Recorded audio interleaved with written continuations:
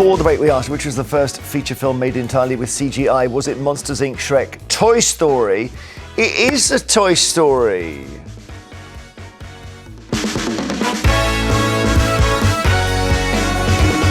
And it's even if you see Toy Story 1, 2, 3, 4, you can see how much better it gets as it goes along. And is it number 3 that makes everyone cry? Yeah, but it is remarkable as you the colours and the movements are all vastly superior as you go through. But real actors are better, as we know. People like Richard Burton.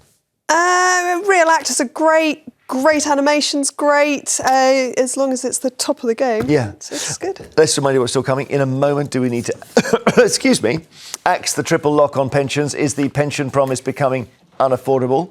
We're taking your calls on this now. 0207 862 2222. Then we'll discuss calls for Prince Andrew to give evidence to MPs over why he hasn't been paying rent at Royal Lodge. He sort of paid a one-off payment at the start.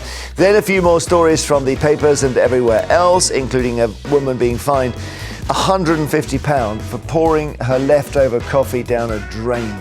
At 11:30, Storm will be asking if it's the duty of grandparents to help out with the child care of their grandchildren. At 12:30, Vanessa will be asking whether the minimum wage should be higher. This is how you get in touch. We had a really tough album artwork question today, so have a go at this if you didn't see it earlier. The shop assistant will pull the LP from the stack and we'll have a look at the cover and you can tell me what you think the artist's name is and also the album title. It stumped me completely. If you want to ring us, here's the number. 0207 862 2222. If you call from a landline, 16p a minute. Mobiles, like that one, may be dearer. So crucially, we've got a bit of YouTube action. If you missed the show, you can now stream on YouTube at 5 p.m. Search for Jeremy Vine on 5 and make sure you like and subscribe to keep up to date. So it's clicking the button marked subscribe will really help us see our little YouTube community, which we love. Socials, we've got X is carnage, Instagram is kind of nice actually, Blue Sky is quiet, Threads is quieter, TikTok is creative, and Facebook is full of people who are over 60 like me.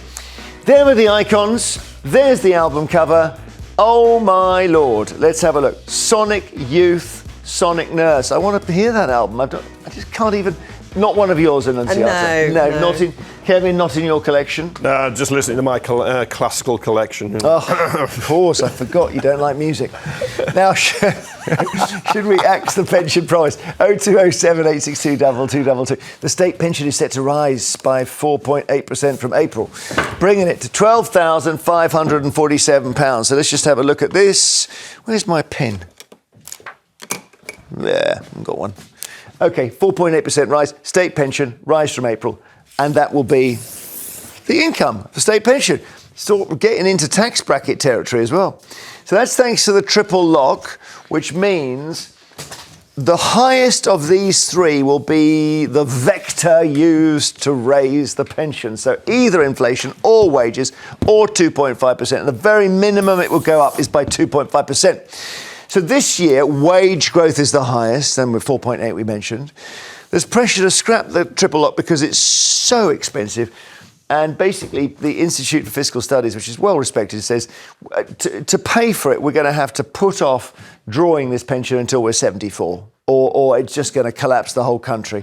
So at some point, we need to face that reality. But no party will face it, Annunziata. No. Not even your party, which is currently the Conservatives. It is. No, everyone, I think, of all parties, knows that we have a responsibility to our pensioners. I thought you were going to say to win the next election. No. But whatever your political views, we are talking about people who have paid in good faith to a system all their lives in the belief that they will be able to retire with dignity. But that's not how it works. When you pay in, you're paying the pensions of existing pensions. Absolutely. No one ever says this. And we know that, but that is not how it has been sold. Right. National insurance has been sold as this is going into the pot so that when you need it, you get it back. And I mean, I think there's a strong argument that we are going to have to increase the retirement age. I think there is an even better argument that we have to completely and radically transform public sector pensions, which are It's about 6 million people, and 47 billion pounds goes on that every year. The moment you need to have 35 years national insurance fully paid in order to claim a full pension. I think there's a very big argument that working from 18 to 53 is not a full working life. Is not enough, yeah. What do you think, Kevin? Can we grasp this nettle? Well, £241 a week, which is what it's going up to, is hardly a king's ransom, is it? But there are lots of pensions. No, hang on. It is if you have to aggregate all that and pay all the pensioners in the year 2050. Yeah, but for you, and you do 35 years full national insurance as the qualifying period for that full state pension. So you work and you paid in, and we spend a smaller proportion of our national wealth, GDP, I think it's 4.7%, on state pensions, public pensions, than countries across, you may not like it, but across Europe, on the average. We are bang on average. We're an expensive country. We're exactly others average. spend more. Okay. We are 11 out of 22 European nations. Oh no, but that's bang in the middle for what we you've just pay. done the average of the list. If you do 4.7%, you will find there are more than 11 countries spending over 4.7%. We do spend more than we can afford. And when the pensions were first introduced, it was that you would have a few years at the end of your working life where you wouldn't have to work. And as well, life expectancies have thankfully got longer and longer. About that lovely 104-year-old. He's amazing. I wouldn't expect him to still go out to work. But I think you can now expect people to work beyond 66, 67. There is a case for a staged pension age. It's not a retirement age now. You can't be forced to retire. It's a pension age.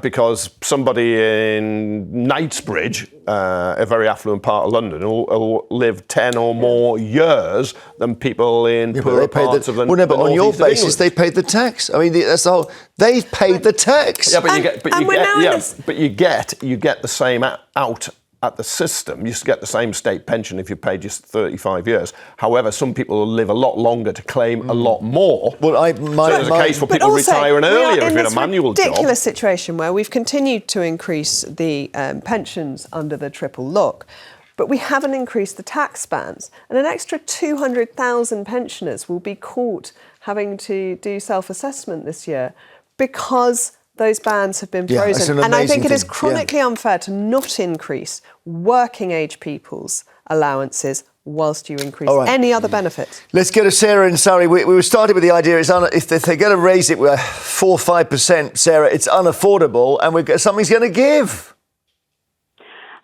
We all know it's not sustainable, okay? Let's go back to why it was brought in the first place. It was not designed as a tax-free bonus. The reason you've explained why it was brought in was to make sure that pensioners don't fall behind the rate of inflation or wage rises. Yeah. It will bring you into the tax bracket. So, again, it is not a tax-free bonus. If you fall into the tax bracket, you will pay tax on it. Yeah, and it sounds as if maybe the way they're getting around this is by keeping the tax band low enough to catch lots and lots of pensioners, so they end up with a smaller pension. But of course, that feels very unfair as well. Well, personally, I think that pensioners are an easy target, and this is why it happens. However, when we talk about the other thing we need to look at is the welfare, the benefit system as a whole, which is totally unsustainable. Yeah, the argument is young people are paying for future pensioners and indeed themselves. Data shows that sadly the number of 18 to 24-year-olds claiming out-of-work benefits is increasing. So therefore, they are not contributing to either themselves or future pensioners. Well, OK, yeah, but the biggest bit of welfare is pensions. Sarah, thank you. Terry in London, can we scrap this pension promise? I'm really getting annoyed about this. You know, I've worked 52 years. When I come up to sorting out my pension, I phoned up the pension people. Said, right, am I entitled to a pension? They said, yes. You only need 30 years to pay into your pension pot to get a pension. So I said, well, what happens to the other 20 odd years? He said, oh, that goes on paying other people. What? But the thing is, every year they don't put it. Every time they put the pension up, they don't put that money up. So that's the reason why the government's in trouble. I suppose that's you don't have a choice about paying the tax. So no, if you're classed as working age, you have to pay national insurance. If you're a pensioner, you qualify for the state pension and you work, you don't pay national insurance. So that's different. But yeah, it's a 35-year qualifying period, Terry. And yeah, you pay national insurance after that. You're not going to get a bigger state. But Terry, this pension. is how our society works. I mean, you pay for street lighting even if you never go for a walk at night. It's kind of the deal, isn't it? Yeah, but the thing is, you're blaming the pensioners for everything. But the thing is, if the government put it up, say every 5 years, or every time the pension went up, they put that figure up, so from 30,000 to 40,000 or something like that, there'd be less problems. The government would have more money by now. What's the retirement age? 60, 65? I mean, years.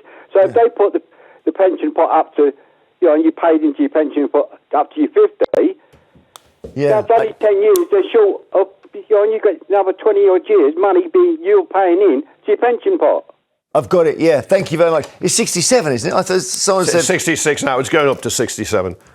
Is it going up soon? It goes up in a half a year. So I think I'm a 67 guy, but I think I'll be 110. That I've at the moment got about 20 years to go, and I can't see this going any way but north. Oh, really? Or south, depending on the magnetic pole. Shane in Edinburgh, hello. Good morning. I don't think it's as simple as shall we get rid of the triple lock. I think one of the biggest problems we've got is pensions, and the reason it's a problem is because for about 30 years it was government policy, starting with Mrs. Thatcher, that the old age pension would only go up in line with... can you hear me? Sorry, the line's gone funny. Yeah. Hello? What's happened on the line? Yeah, no, it's fine then. All right, the old age pension would only go up in line with prices. So by about 2010, we had an old age pension that only had the same buying power in 2010 that it had in about 1981. But I think politicians have to decide what replacement value to earnings they want the old age pension to achieve, and continue with the triple lock until it's achieved, and then find a different way of uprating the pension. There's lots of different ways it can be done, but what's annoying me is this current generation of Tories turning around and saying young people can't buy a house and that we should get rid of the triple lock because old age pensioners have had good occupational pensions, not all of them, some of them, and they don't really need the money, and this sort of individualistic Thatcherite principle being re-established. And what really annoys me is I've paid for other people's pensions since I was 16. Yeah. If I had, when I was a young person, suggested to my mother that the old age pension should be, she would have disowned me. A civilised society looks after its old people, its disabled people, and people at the bottom of the pile. Well, and it's working people and people who have, low-paid jobs, high-paid jobs, and it's military, and hopefully it looks after everybody. I mean, why wouldn't it look after a fit 35-year-old who's in a professional job? Well, the issue is a fit 35-year-old that's in a professional job doesn't necessarily. But when you've disengaged from economic activity because you're on account of age, I actually think if you look at it, our pension is pretty appalling compared to countries like Germany and other European countries. All right, Shane, what about the ideas? I heard the other day someone saying that you should only get a pension if you've had children, and the more children you've had, the more pension you get, because that would change things. This is the idea of the replacement ratio. Your value to society increases because you've had children. Well, where does it leave someone like me that's a gay man with no children? Well, that's a good question. Thank you, Shane. Yeah, you blow away the theory, actually, Shane. Shane's vote for that one, yeah. That was like an episode of Just a Minute. He was brilliant. He was really good. Just absolutely brilliant. Did he mean you, though, when he's talked about Tories? Sorry, I don't want to personalise it. I actually think people do go too far on the whole argument about not being able to, the young not being able to afford houses. I think there is a problem, but quite how severe it is. I think a lot of people do over-egg that it has ever been thus. It's got a little bit older. But the numbers are nuts. I mean, the average salary is 25 grand and the average house is 350. Yeah, but and it's all centred around the southeast. It's a particular problem. If you move outside those areas, actually, it's just not true. Get to Skeggy. Grim down south. Yeah. All right, that's our planned duration, I think, for that part. Thank you for your calls. Brilliant, really fascinating. Find out about the double-decker trains coming to the UK later on. After the break, we're asking whether Prince Andrew needs to face MPs over why he's not been paying rent at Royal Lodge. Wouldn't it be wrong for a royal to be brought to Parliament, though? Would that not be sort of the end of the monarchy? 0207 862 2222.